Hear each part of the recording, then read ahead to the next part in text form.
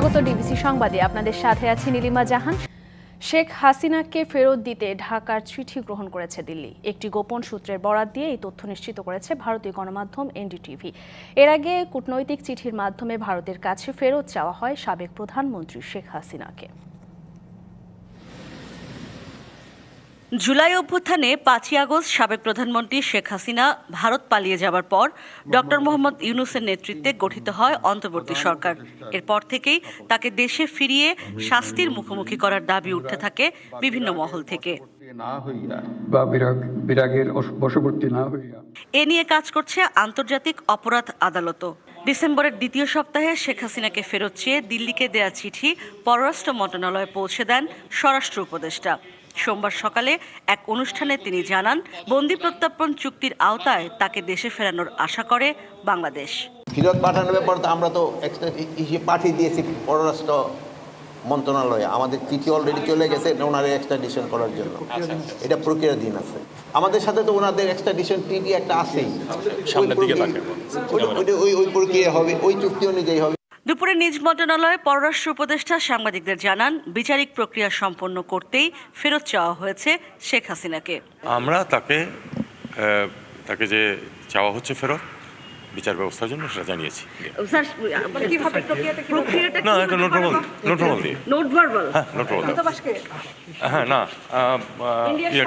ভারত সরকারকে।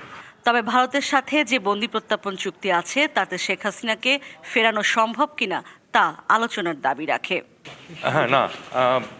ইশরাত জাহান Urmi, DBC news, Dhaka. আগামী নির্বাচনে ইলেকট্রনিক ভোটিং মেশিন ইভিএম এর ব্যবহার থাকবে না বলে জানিয়েছেন নির্বাচন ব্যবস্থা সংস্কার কমিশনের প্রধান ডক্টর বদিউল আলম মজুমদার। সকালে রাজধানীতে এক অনুষ্ঠানে তিনি বলেন, যারা ইভিএম পরিচালনা করেছে তাদের শাস্তি হওয়া উচিত। বিগত নির্বাচন কমিশনের বিরুদ্ধে তদন্ত করে শাস্তির দাবি জানান বদিউল আলম মজুমদার। যারা এসব অপরাধ করেছে তাদের দৃষ্টান্তমূলক শাস্তি দেওয়া, যে যারা মানবতা বিরোধী অপরাধ করেছে, যারা যে অর্থনৈতিক অপরাধ করেছে, আর্থিক অপরাধ, অর্থনৈতিক বিষয়ে অপরাধ করেছে, এবং যারা অন্যান্য ফৌজদারি অপরাধ করেছে, তাদের সকলের বিচারের আওতায় আনা, তাদেরকে ন্যায় বিচারের মাধ্যমে সর্বোচ্চ শাস্তি প্রদান করা। নানামুখী পদক্ষেপেও নিয়ন্ত্রণে আনা যাচ্ছে না মূল্যস্ফীতি। তবে রেমিটেন্স বৃদ্ধি ও বৈদেশিক লেনদেনে সমতা আসায় কিছুটা স্বস্তি ফিরেছে বলে মনে করেন পরিকল্পনা উপদেষ্টা ডক্টর ওয়াহিদুদ্দিন মাহমুদ। তিনি জানান, তেল গ্যাস অনুসন্ধান নয়, বরং চড়া দামে এলএনজি ও কয়লা আমদানিতেই বেশি আগ্রহ ছিল বিগত সরকারের। জনকল্যাণমূলক ছোট প্রকল্পগুলো ছিল উপেক্ষিত। সোমবার প্রধান উপদেষ্টার সভাপতিত্বে অনুষ্ঠিত হয় জাতীয় অর্থনৈতিক পরিষদের নির্বাহী কমিটি একনেক সভা। এ সময় ১,৯৭৪ কোটি টাকার 10টি প্রকল্প অনুমোদন দেয়া হয়। পরে ব্রিফিংয়ে পরিকল্পনা উপদেষ্টা জানান, বিগত সরকার তেল গ্যাস অনুসন্ধানের চেয়ে চড়া দামে এলএনজি ও কয়লা আমদানিকে বেশি প্রাধান্য দেয়। বাংলাদেশের অনেক জায়গায় কিন্তু গ্যাসের মজুদ আছে। ভোলা অঞ্চলে অনেক গ্যাস আছে, সিলেট অঞ্চলে এখন অনেক গ্যাসের রিজার্ভ আছে। এতদিন এই গ্যাসের রিজার্ভগুলো দিকে না তাকিয়ে আমরা কেন এলএনজি ইম্পোর্টের দিকে এত বেশি বা কয়লা দিকে এত বেশি ঝুঁকে গেলাম? নিজেদের যে গ্যাস আছে ওগুলোকে তো আরও বেশি কাজে লাগানো, অনুসন্ধান করা উচিত ছিল।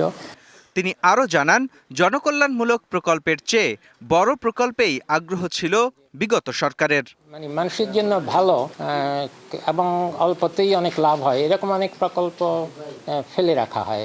একটা প্রকল্প আমরা বাদ দিয়েছি, বঙ্গবন্ধু শেখ মুজিব সাফারি পার্ক মৌলভীবাজার। সমীক্ষা করে দেখা গেছে যে এই জীববৈচিত্র্য ভীষণ ক্ষতি হবে। উপদেষ্টার দাবি, রেমিটেন্স বৃদ্ধি ও বৈদেশিক লেনদেনে সমতা আসায় কিছুটা স্বস্তি ফিরেছে অর্থনীতিতে। তবে মূল্যস্ফীতি নিয়ন্ত্রণে অসহায়ত্বের কথা জানান তিনি। এখানে একটা বড় চ্যালেঞ্জ, এখন মূল্যস্ফীতি তো খুব কমানো যাচ্ছে না। মার্চেই মুদ্রানীতি, বাজেট নীতি ও উন্নয়ন বাজেটের সমন্বয়ে সংশোধিত বাজেট তৈরির কথাও জানান তিনি। মুদ্রানীতি, বাজেট নীতি, বার্ষিক উন্নয়ন বাজেট, এই তিনটার সমন্বয় করে পুরো বাজেটের আকারটা বাজেটের প্রকৃতিটা দেখতে হবে। এবং উপদেষ্টা আরও জানান, টাকা খরচ নয় বরং জনকল্যাণে ছোট ছোট প্রকল্প দ্রুত বাস্তবায়নে বেশি জোর দিচ্ছে সরকার। আমরা চাই যে অল্প সময়ের মধ্যে যাতে যত দ্রুত জনগণের কাজে লাগে এরকম প্রকল্প যাতে হয়। মুস্তফা মাহবুব, ডিবিসি নিউজ, ঢাকা।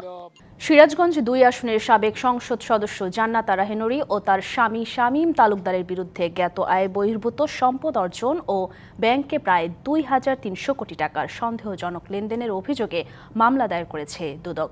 গণমাধ্যমকে এসব তথ্য জানান দুদকের মহাপরিচালক আক্তার হোসেন। এছাড়া সাবেক দুর্যোগ ও ত্রাণ প্রতিমন্ত্রী মোহাম্মদ মুহিবুর রহমান ও তার স্ত্রী ফাতেমা আক্তারের বিরুদ্ধে মামলা করেছে দুদক।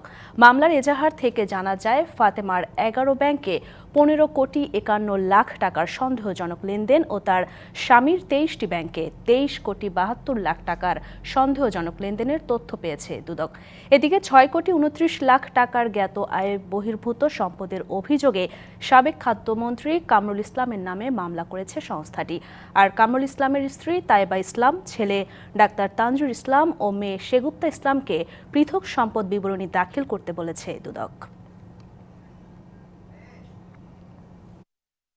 মোহাম্মদ মুহিবুর রহমান অসাধু উপায়ে জ্ঞাত আয়ের উৎস বহির্ভূত ৭,৬৪,৩১,৪৭৯ টাকার এবং নিজ নামে ২৩টি ব্যাংক হিসাবে সন্দেহজনকভাবে ২৩,৭২,০০,০০০ টাকারও বেশি মানি লন্ডারিংয়ের সম্পৃক্ত অপরাধ, দুর্নীতি ও ঘুষ সংগঠনের মাধ্যমে হস্তান্তর, রূপান্তর এবং স্থানান্তরের অপরাধে মানি লন্ডারিং প্রতিরোধ আইন ২০১২ 4-2 এবং 4-3 ধারায় একটি মামলা রুজু করা হয়েছে। ফ্ল্যাট বেচাকেনায় এখনও ক্রেতারা হয়রানির শিকার হন বলে অভিযোগ করেছেন রাজুকের চেয়ারম্যান সিদ্দিকুর রহমান। রাজধানীর চীন মৈত্রী সম্মেলন কেন্দ্রে 5 দিনের রিহ্যাব ফেয়ারের উদ্বোধনী অনুষ্ঠানে তিনি আরও বলেন, ফ্ল্যাট বিক্রেতারা গ্রাহককে সময় মতো বুঝিয়ে না দিয়ে চুক্তির শর্ত ভঙ্গ করেন।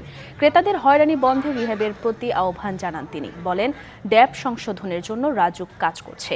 আগামী 2 সপ্তাহের মধ্যে ড্যাপের বিধিমালার কাজ হবে বলেও জানান তিনি। আর নির্মাণ সামগ্রীর দাম বেড়ে যাওয়ায় আবাসন খাতের অগ্রগতি থেমে আছে জানিয়ে হতাশা প্রকাশ করেন আবাসন ব্যবসায়ীরা।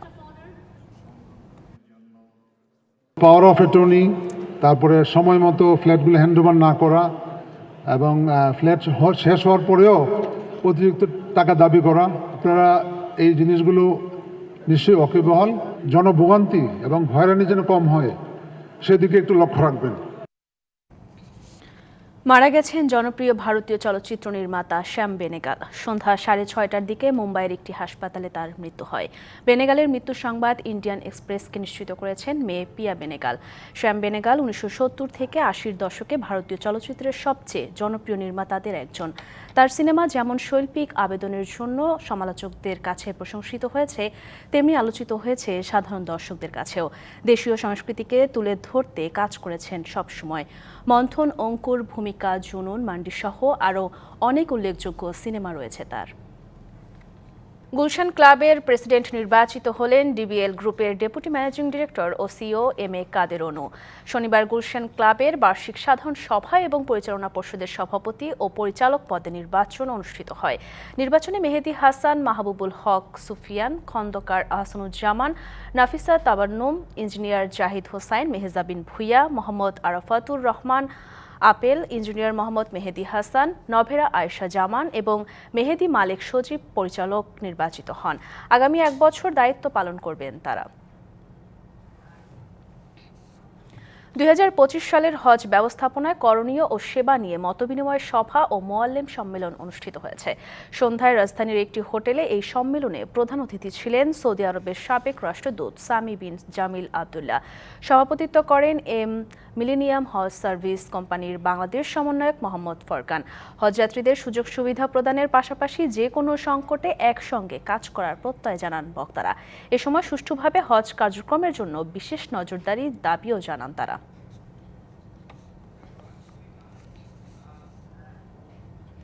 দেশের একমাত্র প্রবাল দ্বীপ সেন্ট মার্টিনে পরিচ্ছন্নতা অভিযান চালিয়েছে ইউনিলিভার বাংলাদেশ ও কেও ক্রাডং বাংলাদেশ। 350 জনের বেশি স্বেচ্ছাসেবী দিনভর পরিচ্ছন্নতা কার্যক্রম চালিয়ে 1500 কেজির বেশি বর্জ্য সংগ্রহ করে। এসব বর্জ্যের মধ্যে ছিল প্লাস্টিকের বোতল, খাদ্যপণ্যের মোড়কের মতো পরিবেশের জন্য মারাত্মক ক্ষতিকর বর্জ্য। পরে ছিল পর্যটকদের মাঝে সচেতনতা তৈরিতে ক্যাম্পেইন। প্রবাল দ্বীপের জীববৈচিত্র্য রক্ষায় সবাইকে এগিয়ে আসার আহ্বান জানান আয়োজকরা। এবছর আমরা এই ইনিশিয়েটিভ থেকে আরেকটু বাড়িয়েছি এবং এবছর আমরা নোয়াখালীর সোনাইমুড়ি ও চাটখিল উপজেলায় প্রায় 1000 হতদরিদ্র মানুষের মাঝে কম্বল বিতরণ করেছে ডাক্তার মুস্তফা হাজেরা ফাউন্ডেশন। অনুষ্ঠানে সভাপতিত্ব করেন ফাউন্ডেশনের প্রধান পৃষ্ঠপোষক এবং MAHM গ্লোবালের চেয়ারম্যান গোলাম কিবরিয়া। এ সময় গোলাম মর্তুজা, জহিরুল ইসলাম সহ এই পরিবারের অন্য সদস্যরা উপস্থিত ছিলেন। তারা মানুষের পাশে থেকে সেবা করার প্রতিশ্রুতি দেন।